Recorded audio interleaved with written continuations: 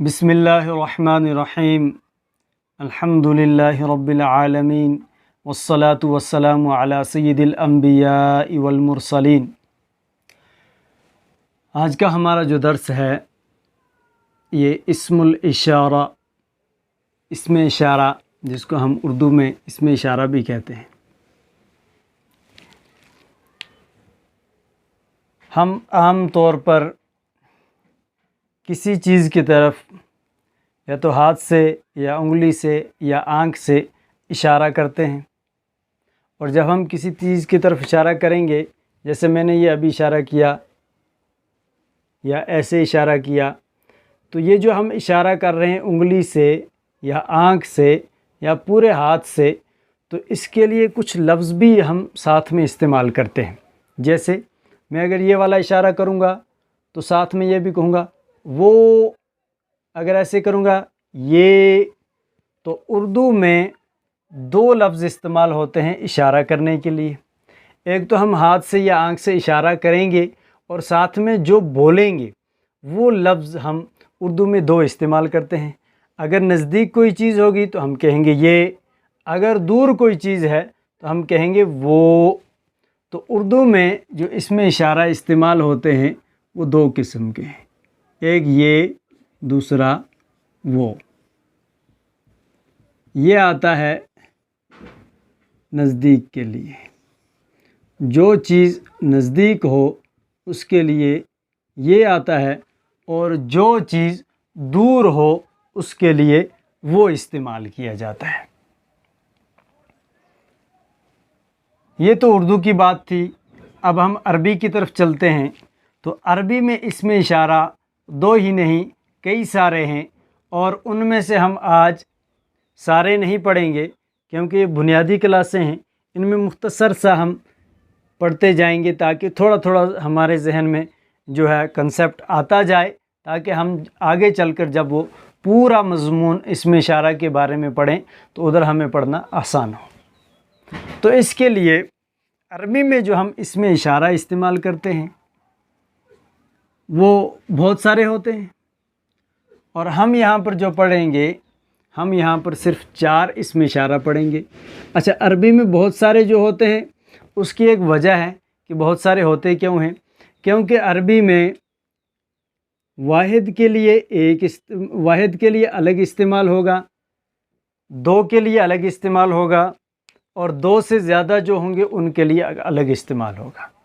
اسی طرح مذکر یعنی مرد کے لیے الگ استعمال ہوگا، مؤنث عورت کے لیے الگ استعمال ہوگا، دور کے لیے الگ استعمال ہوگا، نزدیک کے لیے الگ استعمال ہوگا۔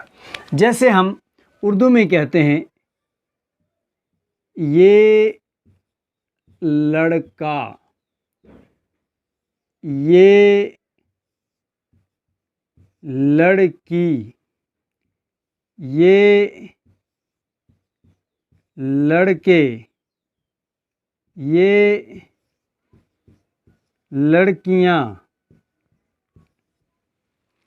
تو آپ دیکھ رہے ہیں لڑکا ایک ہے، اس کے لیے بھی یہ، اور مذکر ہے اس کے لیے بھی یہ، لڑکی مؤنث ہے اس کے لیے بھی یہ، لڑکے بہت سارے ہیں اس کے لیے بھی یہ، لڑکیاں بہت ساری ہیں اور مؤنث ہیں، عورتیں ہیں، اس کے لیے بھی یہی استعمال ہو رہا ہے۔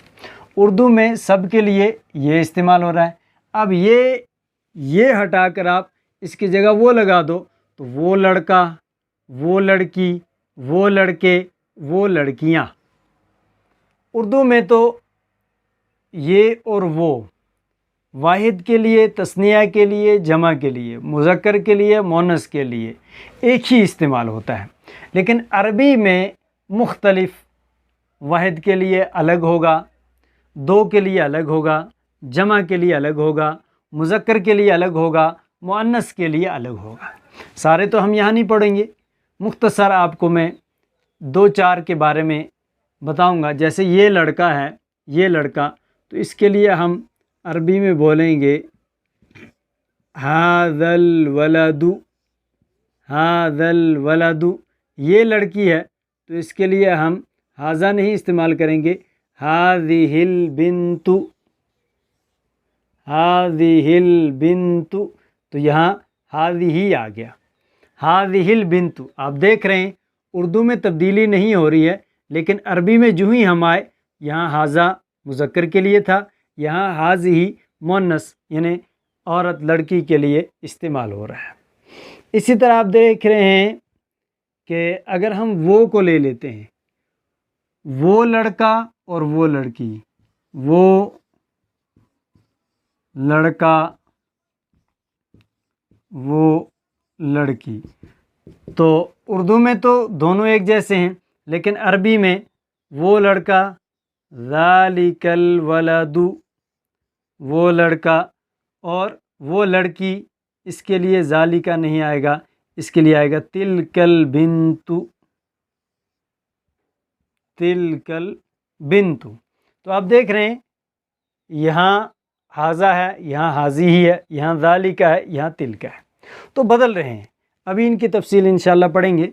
البتہ یہاں سے اتنا معلوم ہو گیا کہ اردو میں صرف دو آتے ہیں، لیکن عربی میں دو نہیں بہت سارے ہیں۔ ان بہت ساروں میں سے ہم نے آج 4 ہی پڑھنے ہیں، ھذا، ھذہ، ذالک اور تلک۔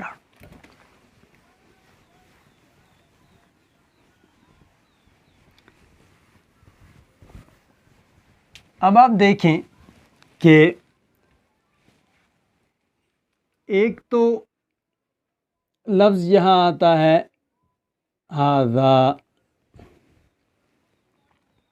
ھذا کا معنی ہے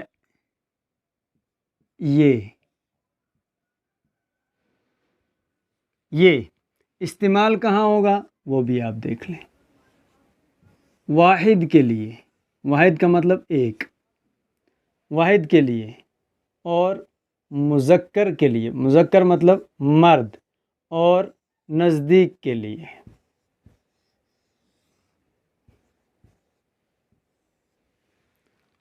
واحد کے لیے، مذکر کے لیے، نزدیک کے لیے استعمال ہوگا ھذا۔ اب یہ جو ھذہ ہے، ھذہ، اس کا ترجمہ بھی اردو میں یہی سے کریں گے، لیکن استعمال کہاں ہوگا وہ ذرا دیکھ لیجئے گا۔ واحد مذکر اب نہیں ہے، اب مؤنث ہے، اور نزدیک۔ دیکھیے واحد واحد، نزدیک نزدیک، فرق کہاں پر ہے؟ یہ مذکر کے لیے ہے، یہ مؤنث کے لیے ہے۔ تو یہاں پر ھذا اور ھذہ میں فرق ہے کہ ھذا مرد کے لیے لگے گا اور ھذہ عورت کے لیے لگے گا۔ اسی طرح ہمارا آتا ہے ذالکا، ذالکا کا ترجمہ ہے وہ، لیکن لگے گا کہاں پر؟ واحد کے لیے، مذکر کے لیے، اور دور کے لیے۔ تو اس میں اور اس میں کیا فرق ہے؟ یہ بھی واحد کے لیے، یہ بھی واحد کے لیے، یہ بھی مذکر کے لیے، یہ بھی مذکر کے لیے، یہ نزدیک کے لیے ہے، یہ دور کے لیے، یہاں پر فرق ہے۔ اب ایک لفظ آتا ہے تلکا، تلکا کا ترجمہ بھی اردو میں ہم وہ سے کریں گے۔ یہ کہاں آتا ہے؟ واحد کے لیے،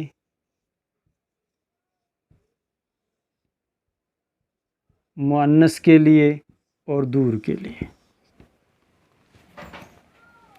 اس میں ذالکا میں اور اس میں یہ فرق ہے، یہ بھی واحد کے لیے، یہ بھی واحد کے لیے، یہ بھی دور کے لیے، یہ بھی دور کے لیے، لیکن یہ مذکر کے لیے ہے اور یہ مؤنث کے لیے ہے۔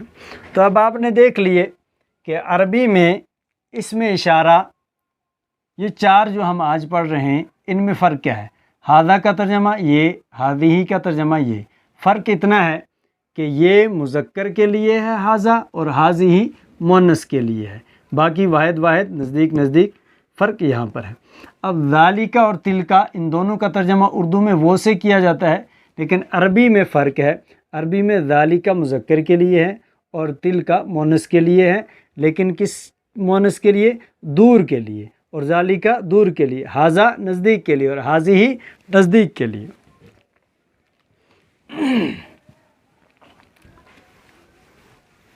اب اس کے بعد ہم دیکھتے ہیں کہ ہم جس چیز کے ذریعے سے اشارہ کر رہے ہیں، جیسے ھذا، پھر ہم کہیں گے ھذہ، پھر کہیں گے ذالکا، اور تل کا، تو یہ سارے کے سارے اس میں اشارہ ہے، اس میں اشارہ جمع ساروں کو اگر کریں گے تو اسماء اشارہ کہیں گے، لیکن ایک ایک الگ الگ اس میں اشارہ ہے۔ اب اس میں اشارہ کے ذریعے سے ہم جس کی طرف اشارہ کر رہے ہیں، مثال کے طور پہ یہ قلم ہے، میں نے اس کی طرف اشارہ اپنی انگلی سے کیا، ھذا، تو یہ ھذا لفظ کے ذریعے سے میں نے جس کی طرف اشارہ کیا ہے، وہ جو چیز جس کی طرف میں اشارہ کر رہا ہوں، اس میں اشارہ کے ذریعے سے اس کو عربی میں کہتے ہیں مشار الیہ، یعنی جس کی طرف اشارہ کیا جائے۔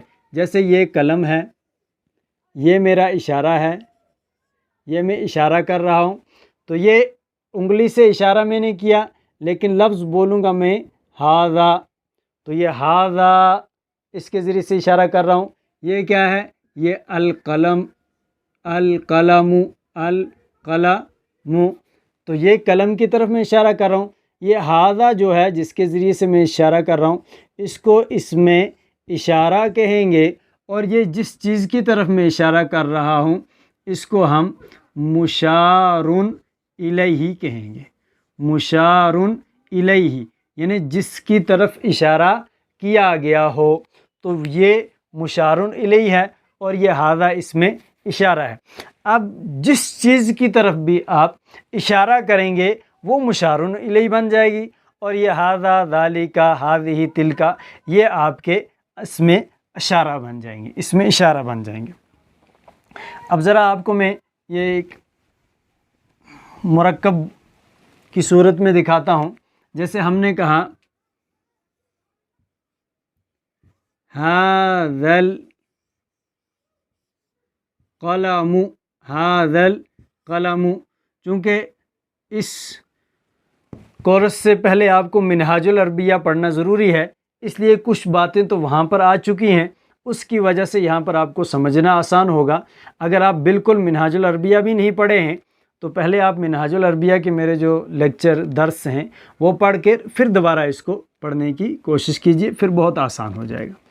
تو ھذا القلم، یہاں پر میں ھذا کے ذریعے سے اشارہ کر رہا ہوں، اور اشارہ میرا القلم، قلم کی طرف ہے، تو یہاں ھذا اس میں اشارہ ہے، اس میں اشارہ ہے، ھذا اس میں اشارہ ہے، اور جس چیز کی طرف میں نے اشارہ کیا القلم، یہ مشار الیہ ہے، مشار الیہ، جس کی طرف اشارہ کیا گیا وہ مشار الیہ ہے، اور جس چیز کے، جس لفظ کے ذریعے سے میں اشارہ کر رہا ہوں یہ اس میں اشارہ ہے، اور جب اس میں اشارہ اور مشار الیہ مل کر ان دونوں کو ہم کہتے ہیں مرکب اشاری، یا فی الحال یاد رکھ لیں، آگے چل کے ان کی پوری تفصیل آئے گی۔ مرکب اشاری، ھذا القلم، ھذا اس میں اشارہ ہے، القلم مشار الیہ ہے، ھذا کے ذریعے سے ہم نے اشارہ کیا ہے، القلم کی طرف ہم نے اشارہ کیا، القلم مشار الیہ ہو گیا، اور ان دونوں کو اس میں اشارہ اور مشار الیہ کو مرکب اشاری کہا جاتا ہے۔ تو یہ اسی طرح ہوگا ھذا کے ساتھ بھی، اور ھذہ اگر آپ کسی جگہ پر لگاتے ہیں اس کے ساتھ بھی وہی ہوگا، ذالک لگاؤ تو ذالک اس میں اشارہ، اور جس کی طرف اشارہ کیا ہے وہ مشار الیہ۔ اسی طرح آپ تلک استعمال کریں تو جہاں پر آپ تلک استعمال کریں گے وہ بھی آپ کا تلک اس میں اشارہ ہے، اور جس کے لیے استعمال کر رہے ہیں، جس کی طرف اشارہ کر رہے ہیں وہ آپ کا مشار الیہ ہوگا۔ اردو میں تو صرف دو ہی آتے ہیں، لیکن عربی میں چونکہ واحد یعنی ایک کے لیے الگ ہوگا، دو کے لیے الگ ہوگا، اور دو سے زیادہ کے لیے الگ ہوگا۔ اسی طرح مذکر کے لیے الگ ہوگا، مؤنث کے لیے الگ ہوگا، دور کے لیے الگ ہوگا، نزدیک کے لیے الگ ہوگا۔ تو یہ بہت سارے اسماء اشارہ بنتے ہیں، جن میں سے ہم آج صرف 4 کو پڑھیں گے۔ ھذا اور ھذہ دونوں کا ترجمہ یہ ہے، ذالک اور تلک دونوں کا ترجمہ وہ ہے، لیکن فرق مذکر مؤنث، مذکر مؤنث۔ اب کچھ مثالیں ہیں جن مثالوں سے تھوڑا سمجھنا آسان ہوگا۔ اگر ہم ھذا کو استعمال کر رہے ہیں، جیسے یہ ھذا کی مثالیں کچھ آپ حضرات کے سامنے پیش کرتا ہوں۔ ھذا القلم، हाज़ल कलम, ये कलम। हाज़ल कलम का तर्जमा करेंगे ये कलम है, इसमें नहीं लगाएंगे आप फ़िलहाल। हाज़ल कलम, ये कलम। अच्छा, इसी तरह दूसरी मिसाल है हाज़ल किताबु। फ़िलहाल मैं वो लफ्ज़ ला रहा हूँ जो बिल्कुल आसान है। हाज़ल किताबु, ये किताब। हाज़ल किताबु, ये किताब। इसी तरह है हाज़ल क़फ़सु। हाज़ल क़फ़सु, मिनहाजुल अरबिया में आप पढ़ चुके हैं। अल क़फ़स का मतलब पिंजरा, ये पिंजरा, ये पिंजरा। हाज़ल क़फ़सु, ये पिंजरा। इसी तरह हाज़ल वलदु। हाज़ल वलदु, ये लड़का। हाज़ल वलदु, ये लड़का। इसी तरह आपके सामने एक मिसाल हाज़ा की आएगी। हाज़ल बैतु, तर्जमा ये घर। हाज़ल बैतु, ये घर। अब आप ज़रा इसको देखिए। हाज़ल कलमु, ये कलम। हाज़ल किताबु, ये किताब। हाज़ल क़फ़सु, ये पिंजरा।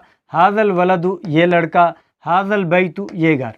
इन सब में हाज़ा जो है वो इसमें इशारा है, और इसमें अल कलम मुशारुन लई है, इसमें अल किताब मुशारुन लई है, इनमें अल क़फ़सु ये मुशारुन लई है, अल वलदु ये मुशारुन लई है, अल बैतु ये मुशारुन लई है। हाज़ा इसमें इशारा, अल बैतु मुशारुन लई।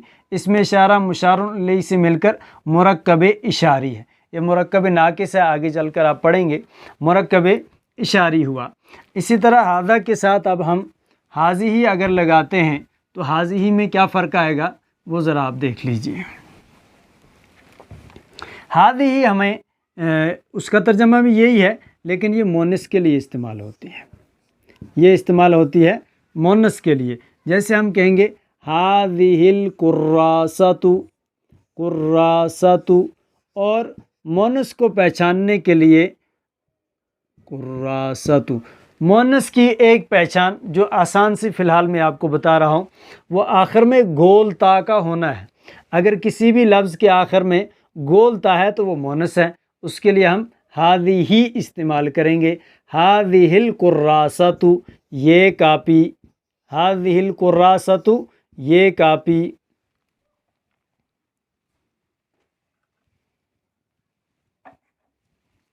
हाज़िहिल कुर्रासतु, ये कापी। इसी तरह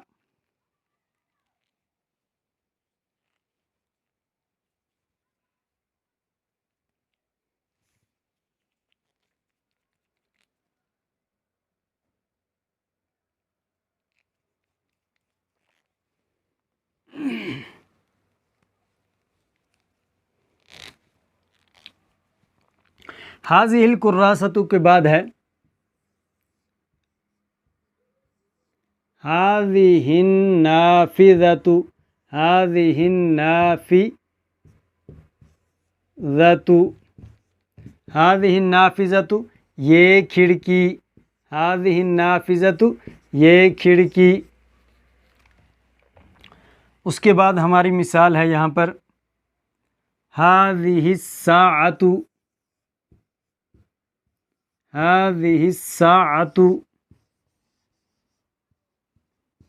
हाज़िहिस साअतु, ये घड़ी। ये घड़ी।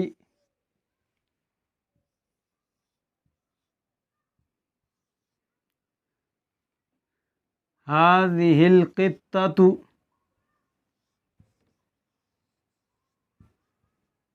हाज़िहिल क़ित्ततु, ये बिल्ली। तो यहाँ आप हज़रात के सामने कुछ मिसालें आई हैं कि देखिए ये हाज़िही कहाँ इस्तेमाल होगा, जिसके आखिर में गोलता होगा। ये देखिए गोलता है, गोलता है, गोलता है, गोलता है। तो गोलता वाले मोनस की बहुत सारी इलामतें हैं। फ़िलहाल आप एक ये याद रखें कि जिसके आखिर में गोलता होगा वो मुअन्नस है, اس کے لیے ہم حاضی ہی استعمال کریں گے۔ گولتا ہے حاضی القراصۃ یہ کاپی، حاضی النافذۃ یہ کھڑکی، حاضی الساعۃ یہ گھڑی، حاضی القطۃ یہ بلی۔ تو حاضہ اور حاضی میں آپ کو فرق معلوم ہو گیا کہ ایک مذکر ہے اور دوسرا مؤنث ہے، تو مؤنث کے لیے حاضی ہی استعمال ہوگا اور مذکر کے لیے حاضہ استعمال ہوگا۔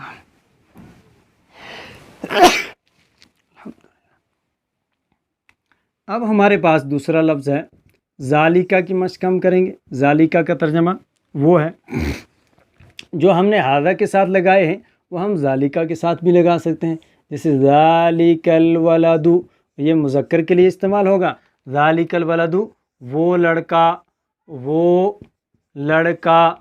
اب جیسے ہم نے وہاں استعمال کیا تھا ھذا الولد، اس کا ترجمہ تھا یہ لڑکا، ذالک الولد وہ لڑکا، بس اتنا ہی فرق ہے، یہ اور وہ کا فرق ہے۔ اسی طرح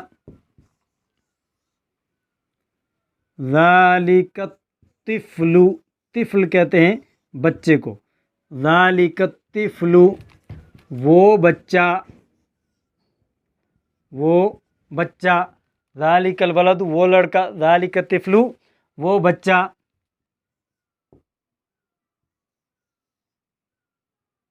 ذالک المسافر وہ مسافر، سفر کرنے والا، وہ مسافر۔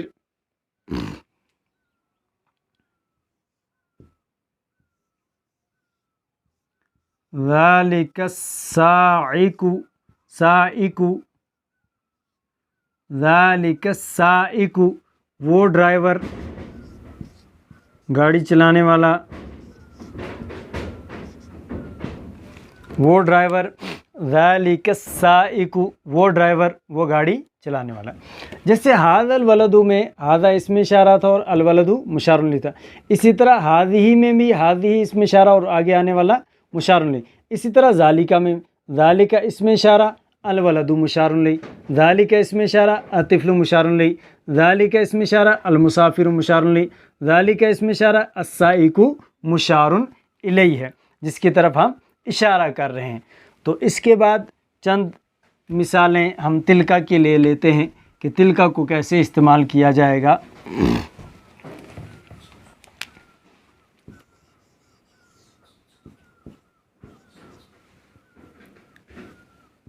تلک الحقیبۃ، حقیبۃ، حقیبۃ، تلک الحقیبۃ وہ بیگ، وہ بیگ۔ دیکھیے اب حقیبۃ کے آخر میں گولتا ہے تو یہ مؤنث ہے، اس لیے اس کے لیے تلکا استعمال کیا۔ ہاں جہاں پر آپ مؤنث کے لیے تلکا استعمال کرتے ہیں وہاں آپ حاضی ہی بھی استعمال کر سکتے ہیں، بس فرق یہ ہے کہ اگر نزدیک ہے تو آپ حاضی ہی استعمال کر لیں، دور ہے تو پھر تلکا استعمال کرنا ہے۔ اسی طرح جیسے الولد کے ساتھ آپ نے ذالکہ لگایا تو وہاں آپ حاضہ بھی استعمال کر سکتے ہیں۔ اگر لڑکا نزدیک ہے تو آپ کہیں گے ھذا الولد، اور اگر لڑکا دور ہے تو آپ کہیں گے ذالک الولد۔ اسی طرح اگر بیگ نزدیک ہے تو آپ کہیں گے ھذہ الحقیبۃ، اور اگر بیگ دور ہے تو آپ کہیں گے تلک الحقیبۃ۔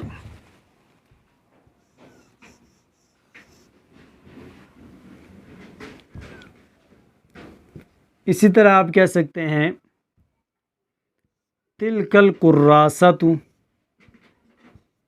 قراصۃ، تلک القراصۃ وہ کاپی،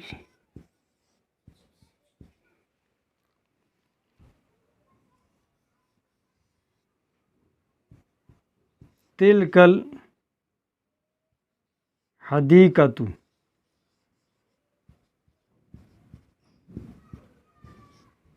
تلک الحدیقۃ وہ باغیچہ، وہ باغیچہ۔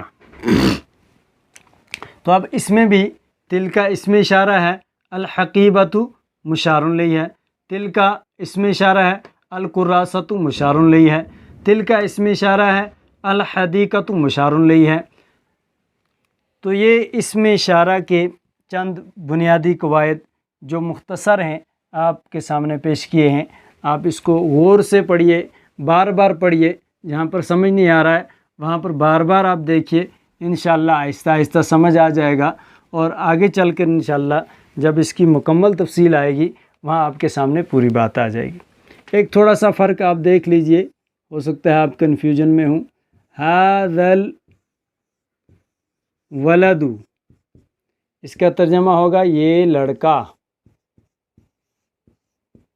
اور اگر یہی لفظ ایسے استعمال ہوا ہو، ھذا ولدن، ھذا ولدن، اس کا ترجمہ ہوگا یہ لڑکا ہے.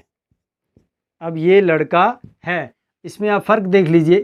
یہاں پر ولد پر الف لام لگا ہے اور یہاں پر الف لام نہیں ہے. آخر میں 2 پیش ہیں، یہاں پر آخر میں 1 پیش ہے. یہ فرق خالی آپ معلوم رکھیں، باقی انشاءاللہ آگے اس کی تفاصیل آئیں گی. ھذا الولد، یہ لڑکا. ھذا ولدن، یہ لڑکا ہے. یہ مکمل جملہ کمپلیٹ سینٹینس نہیں ہے، اور یہ مکمل جملہ کمپلیٹ سینٹینس ہے. ھذا ولدن، یہ لڑکا ہے. ھذا الولد، یہ لڑکا.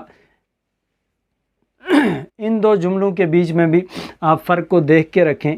انشاءاللہ آگے اس کی مکمل تفصیل جب جملہ ہم پڑھیں گے اس وقت اس کی مکمل تفصیل آپ کے سامنے پیش ہوگی. اللہ تبارک و تعالی ہماری اس کوشش کو قبول فرمائے. وآخر دعوانا ان الحمد للہ رب العالمین.